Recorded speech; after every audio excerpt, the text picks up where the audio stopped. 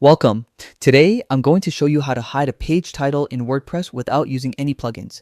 A quick trick that can give your pages a cleaner, more professional look. This method is simple, fast, and perfect for anyone who wants full control over their site's design. First, log into your WordPress dashboard.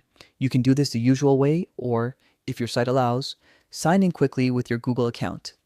Once you're in, navigate to the Pages section.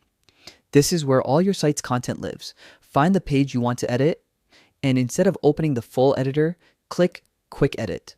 This tool lets you make changes without all the extra steps. In the Quick Edit options, you'll see a field with your page's title. To hide it, simply clear out the text in this field. That's it. WordPress will no longer display the title on that page.